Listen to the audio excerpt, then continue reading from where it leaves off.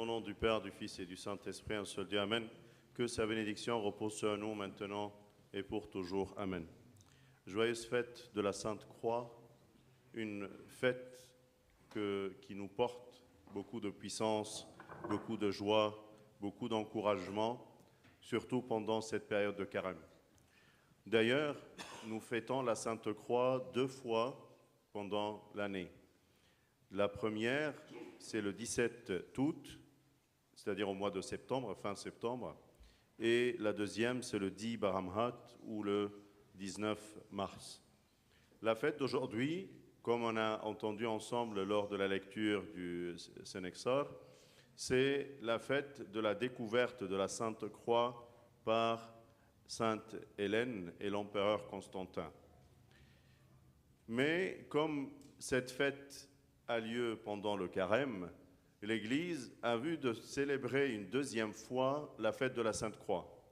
Et cela correspond à la consécration de la Sainte Croix dans l'Église de la Résurrection à Jérusalem. Et cela a eu lieu le 17 août. Et d'ailleurs, cette fête, la première, c'est-à-dire celle du 17 août, elle est fêtée pendant 3 jours. Et c'est d'ailleurs les 3 jours de la fête de la Sainte Croix ou de la célébration de la Sainte Croix qui a eu lieu à Jérusalem à l'époque de Sainte Hélène. D'un point de vue spirituel, quand on voit la Sainte Croix en début de l'année, c'est une bonne annonce parce que tout commence par le signe de la croix.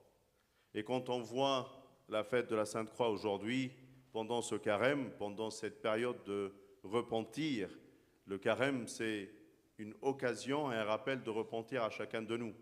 Et quand on fête la Sainte Croix, c'est vraiment la raison de notre gloire et la raison de notre confiance en le repentir, en le pardon du péché. Sur la croix, on a reçu le pardon des péchés. Et d'ailleurs, quand on fête la Sainte Croix pendant le carême, c'est une confirmation du pardon que nous tous, nous recevons pendant ce jeûne, si on le fait avec foi et avec confiance en la parole de Dieu. Un des saints qui a bien aimé la croix, c'est Abu Nabishoy Kamel d'Alexandrie. D'ailleurs, il a été reconnu comme saint l'année dernière et on le fête dans 2 jours. Et parmi les paroles de la Sainte Croix qui nous a appris, c'est que la croix est ma vie. La croix est la vie de chacun de nous. Parce que sans la croix, on ne peut pas prétendre que nous vivons. Sans la croix, nous ne pouvons pas prétendre que nous sommes en vie. Parce que la vie n'est pas uniquement cette vie sur terre, mais c'est la vie éternelle. Et la vie éternelle n'a été offerte que par la croix. Donc quand tu penses à la croix, tu dois voir ta vie à l'intérieur de cette croix-là. À chaque fois que tu admires, tu regardes, tu observes la croix accrochée dans ta maison, la croix qui est dans l'église ou partout, première pensée que tu peux avoir dans ta tête, c'est la vie. C'est ma vie. Et si tu penses vraiment que c'est ma vie, quand tu dis ça c'est ma vie, parfois on dit cela pour mon travail, ma vie, on dit ma famille c'est ma vie, on dit mes enfants c'est ma vie, mais plutôt Abu Nabishoy nous apprend de dire la croix c'est ma vie. Sur cette croix tu peux mettre toutes les convoitises du monde, tu peux les clouer sur cette croix. Tous les pensées qui peuvent te faire mal et t'embrouiller, tu peux les clouer sur le bois de cette croix. Toutes les épreuves que tu as dans ta vie, tu peux les mettre sous cette croix-là et tu es sauvé. Et quand tu regardes la croix du Christ, tu vois ses mains, ses bras qui sont ouverts et tu vois comment sur ces bras qui sont ouverts toute la vie. Quand on regarde l'icône de la croix et le Christ crucifié dessus, depuis le jour de sa crucifixion jusqu'à nos jours-là, et même après notre départ au ciel, il va garder ses bras ouverts à tout homme qui vient vers lui, à toute personne qui court vers lui en cherchant le repentir, en cherchant le débarras des pensées, des épreuves, de tout mal qui peut le traverser. Dans les litanies de la 6e heure, qu'on prie d'ailleurs tous les jours, on lui dit « Tu as accompli le salut au milieu de la terre entière, ô Christ notre Dieu, lorsque tu as étendu sur la croix tes mains immaculées. » Quand il a ouvert ses bras, il nous a offert le salut. La croix, parfois on la regarde comme accomplissement de justice, et c'est d'ailleurs toujours les paroles d'Abou Nabchoui. La voie n'est pas seulement l'accomplissement de la justice divine, mais aussi de l'amour divin. Quand tu regardes la croix, tu dois être saisi par l'amour du Christ, qui t'a offert tout sur cette croix-là. Ne la regarde pas comme étant un élément de justice. Parfois, on a l'habitude de dire « je porte la croix » pour dire que j'ai un souci dans ma vie ou une épreuve ou quelque chose de lourd. Mais comment tu le portes? Tu ne fais que suivre le Christ qui la porte pour toi. Celui qui suit le Christ sur le chemin de la croix peut avoir droit à dire que la mère de Dieu est aussi ma mère, comme Saint Jean, qu'il a réussi de le suivre jusqu'à sous la croix et a eu ce privilège que le Christ lui a dit « Voici ta mère ». Donc dans ta vie, ne pense pas que la croix est quelque chose de lourd que Dieu t'a donné pour te punir ou pour te châtier, mais plutôt il la porte à ta place tous les jours et tu n'as que le suivre.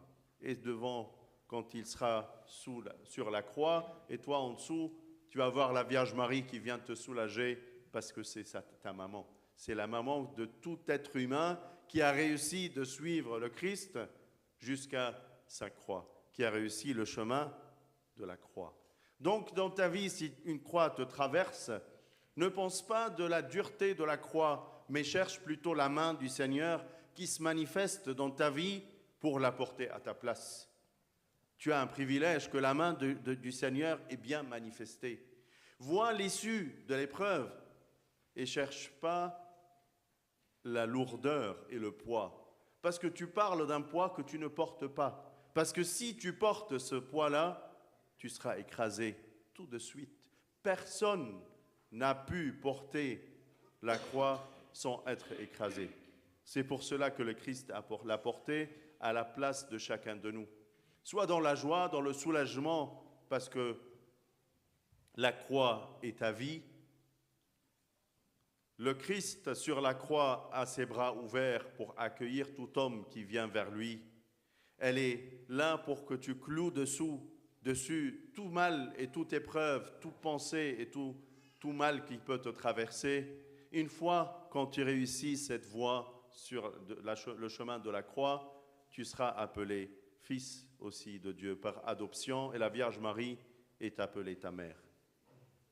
النهارده أحبائي كل سنة وأنتم طيبين بنحتفل بعيد الصليب وعيد الصليب من الأعياد المفرحة في الكنيسة لأن باحتفالنا بالصليب بنعرف فعلا سر قوتنا القوة اللي اتعاطت لكل واحد مننا من خلال الصليب ده وتلاقي الكنيسة تحتفل بالصليب مرتين في السنة النهاردة 10 برمهات بنحتفل بعيد ظهور الصليب أو اكتشاف الصليب على إيد القديسة هيلانا والملك قسطنطين وبنحتفل مرة تانية في 17 توت بيبقى في شهر سبتمبر بنحتفل بعيد الصليب وبنحتفل بيه 3 أيام لأن في الاحتفال ده هو اللي حصل فيه تكريس الكنيسة القيامة في بردك عهد الملك قسطنطين والملكة هيلانا فبالتالي رأت الكنيسة إن احنا نحتفل بالصليب مرة تانية لأنه بيقع في وسط الصيام الكبير فبالتالي كأننا كده ما ادينالوش حق ومحتاجين كده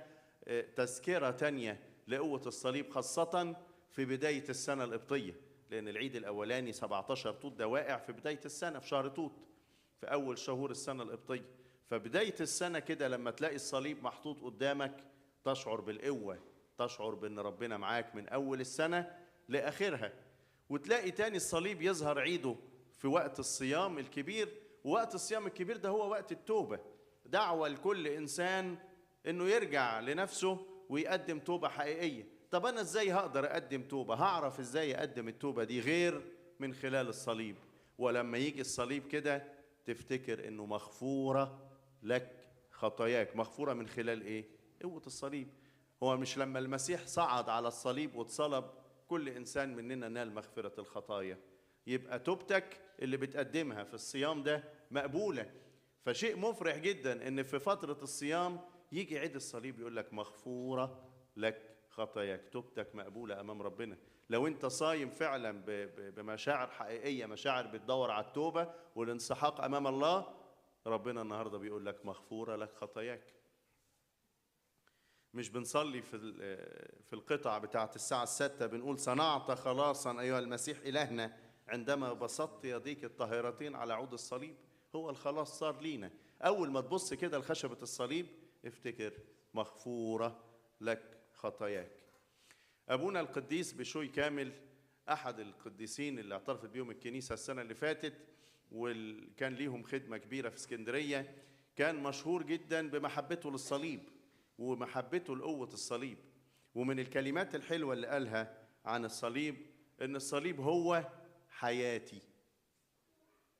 كتير كده نقول أنا الشغل ده كل حياتي، عيلتي دي وأهلي وولادي دول كل حياتي. حاجات كتير نقولها عليها في حياتنا كده إنها تمثل كل حياتنا. أبونا بشوي يقول لك الصليب هو حياتي، فلا حياة إلا من خلال الصليب.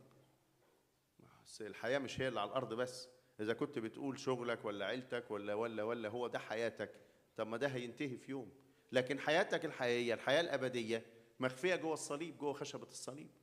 لولا الصليب ده ما كانش يبقى لنا حياة، ما كانش يبقى لنا حياة أبدية أبدا من غير ما يكون المسيح مرفوع على الصليب. يبقى الصليب حياتك ولا لا؟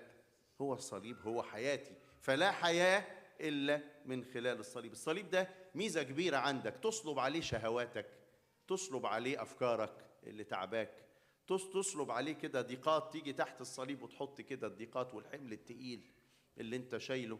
ده الصليب ده لولاه ما كناش نعرف نعيش، ما كانش يبقى لنا حياة وفرح وسرور وراحة كده في الحياة وسلام. وأحلى حاجة في الصليب هو المسيح اللي فاتح دراعاته. يقول لك القديس أبونا بشوي سيظل يسوع فاتح ذراعيه باستمرار لأنه يريد نفسي التي مات عنها لكي يحتضنها. تبص كده على الصليب في بيتك، في الكنيسة، في أي مكان، تلاقي المسيح كده فاتح دراعاته يقول لك تعالى أنا مشتاق ليك. ده أنا جيت واتجسدت وطلعت هنا على الصليب ده عشان أفتح لك دراعاتي. يقول لك تعالى في حضني، أنا بحبك، أنت غالي عندي، أنت أغلى حاجة. يعني ده أنا مغلوب من محبتي ليك، وعشان كده أنا واقف على الصليب النهاردة وفاتح دراعاتي. مشهد جميل جدا مفرح لكل واحد مننا، يخليك تقول فعلا الصليب هو حياتي. أحيانا كتير نبص على الصليب ونشوفه بشكل كده يقول لك ده مكان للعدل الإلهي، ده حاجة صعبة ربنا ادهوني في حياتي، ده أنا عندي صليب في حياتي وشايله وتعبني جدا. طب أنت لو شايل الصليب فعلا ده أنت تتفطس تحتيه. مين يعرف يشيل خشبة صليب؟ ده يوسف الرامي جه عرف يشيل ما وقع. محدش يعرف يشيل خشبة الصليب غير المسيح نفسه. تفتكر في حياتك لو في صليب كنت تقدر تشيله؟ ده المسيح شايله عنك، هو اللي رافع خشبة الصليب وماشي بيها. افرح لما تشوف صليب، لأنك هتشوف إيد المسيح، إيد المسيح اللي شايلاه ورفعاه علشان أنت ما تقدرش ترفعه. أنت كل اللي تعمله أنك تمشي وراه وهو شايل الصليب ده، تمشي كده في الطريق اللي هو رسمه اسمه طريق الصليب. لأن الذي يسير مع المسيح حتى الصليب يستطيع أن يأخذ العذراء أم له. كل ما تبص على الصليب تلاقي العذراء وتلاقي يوحنا الحبيب واقف تحت الصليب. نجح 1 على 12 من التلاميذ عرف يمشي ورا المسيح لغاية الصليب. كسب إيه؟ قال له هوذا أمك. فلما تيجي تقف تحت الصليب كده وانت شايل الهموم بتاعتك وتحطها، يبص لك المسيح كده يقول لك مغفورة لك خطاياك، ويقول لك هذه أمك. العذراء تيجي تطيب جراحاتك، تطبطب عليك. يبقى أنت شلت حاجة، تعبت في حاجة، عملت حاجة في الصليب اللي موجود في حياتك. ده موجود بركة، موجود بس علشان تمشي وراه، علشان تتبعه في الطريق بتاعه، علشان توصل ويقول لك تعالى أنا فاتح دراعاتي عشان أخدك، خطاياك مغفورة، العذراء أمك، أنت نجحت، ادخل إلى فرح سيدك.